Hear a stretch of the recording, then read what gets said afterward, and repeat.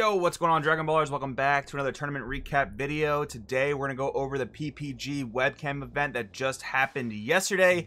Lots of cool stuff to talk about. I do want to shout out PPG and George Machado for getting me this info ASAP. I really do appreciate it. Makes my life a lot easier, gets the info out to you guys as fast as possible. I really do appreciate it once again. Make sure to tune into their Facebook page, Dragon Ball Super Pro Play Tour, because they're going to be posting the top 8 deck lists there on the Facebook group. I'll also probably share it on my channel's Facebook page, as well as our channel Discord, so you might want to check that out down in the description below. But anyways, guys, before we get into it, if you are new here, definitely subscribe so you never miss a video like this, so you can stay up to date with the meta.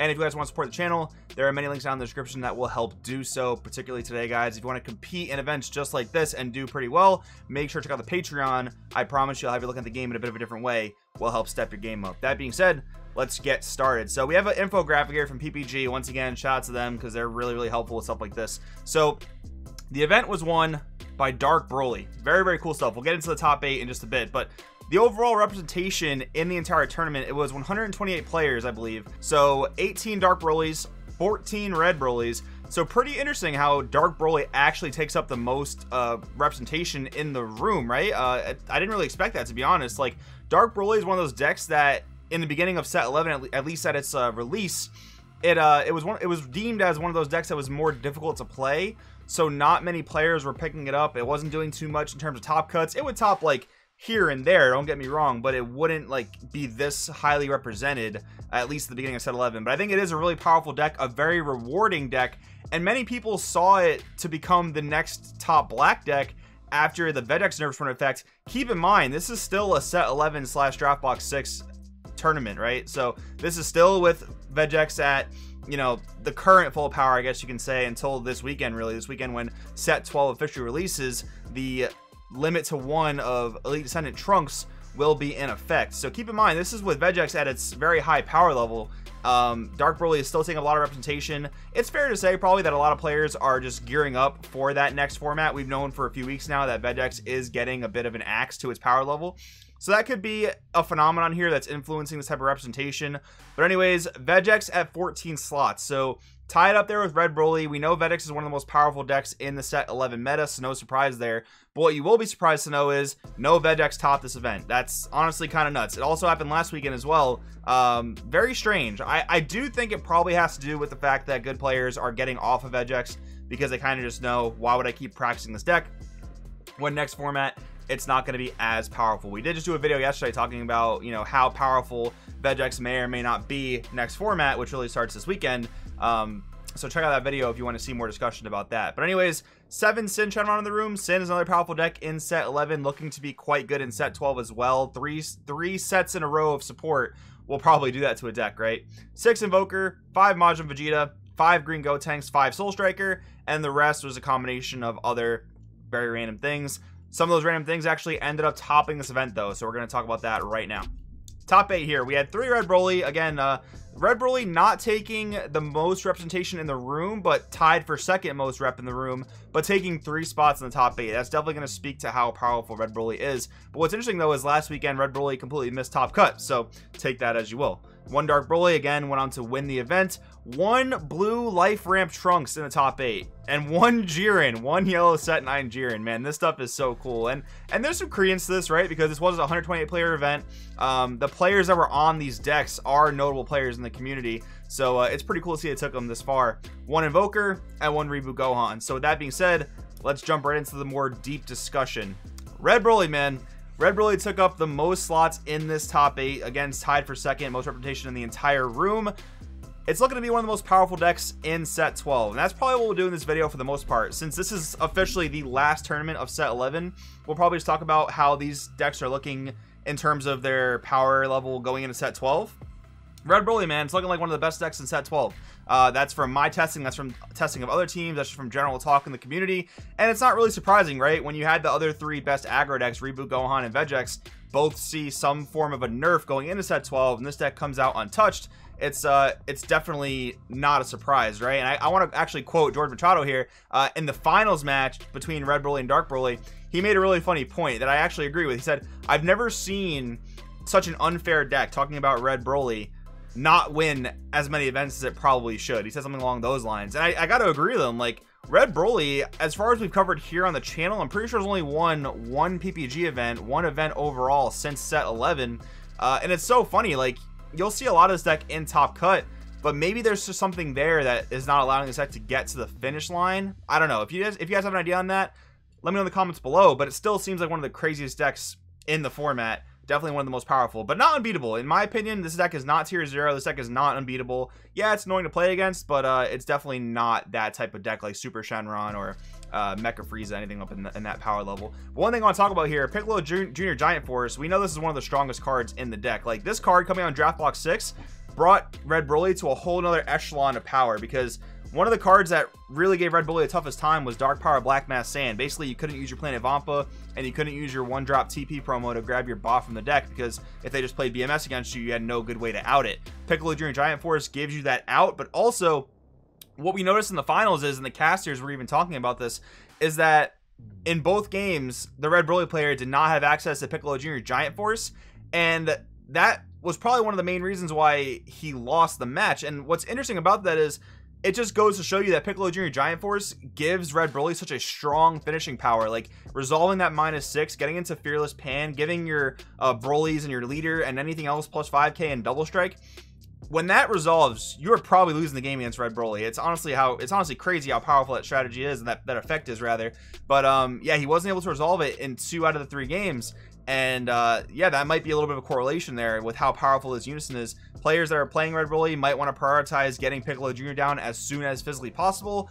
Other players, you may just want to consider, like, you know, really removing the Piccolo Jr. unison as best you can if it makes sense to do so in that scenario. But anyways, Red Broly looking incredibly powerful going into the next format. Another deck that is in the same vein looking super strong next format, it's got to be Dark Broly, man. Again, Dark Broly, a deck that did not see very much play at the beginning of set 11, but I think now that players have had time to really test it, it is a deck that will challenge your sequencing. It is a deck that will challenge your player knowledge and your player's skill.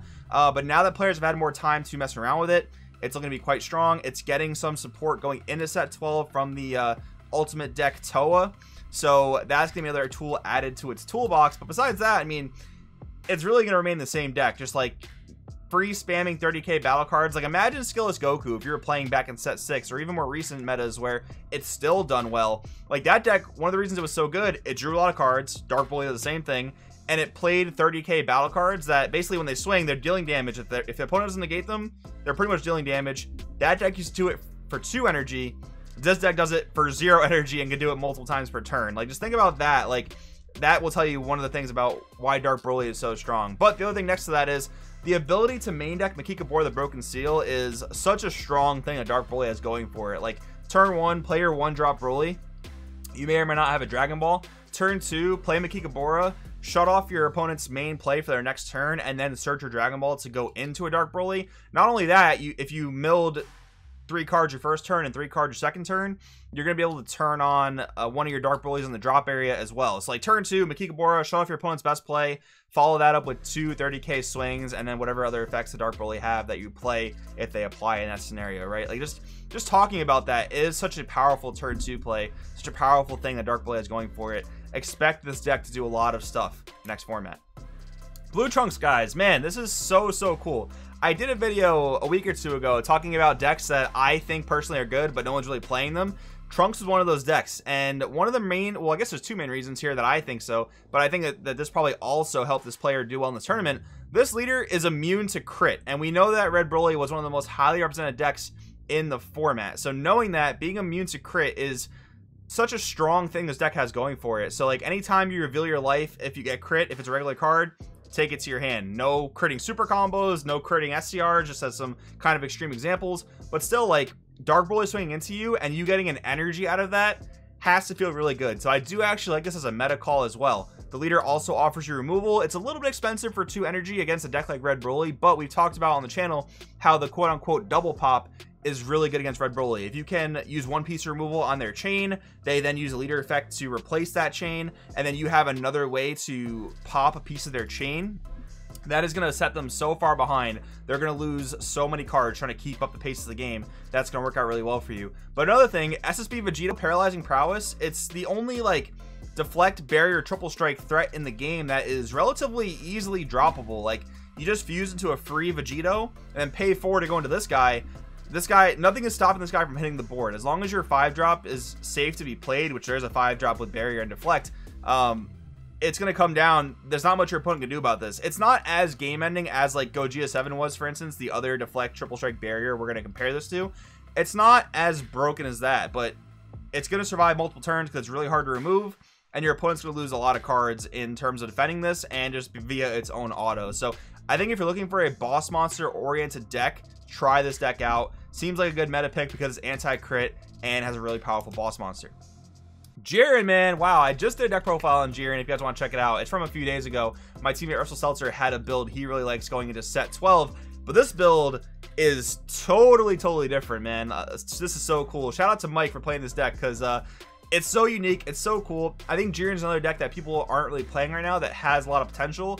One of the main reasons is because the leaders has a really powerful skill. He literally can negate damage for an entire turn. That is a really powerful thing that this leader has going for him, especially in an aggro meta like we find ourselves in, and it's such a good thing to see. But what's crazy about this build is this build was actually maining Goku Path to Greatness going into Height of Mastery Son Goku. I am so curious to know like what the rationale is. I'm actually gonna try and get Mike on the channel for this deck profile because I'm really interested to know what his thought process was behind building this deck. Like, Path to Greatness is a really cool thing because he has barrier, he's immune to green in terms of charismatic villain.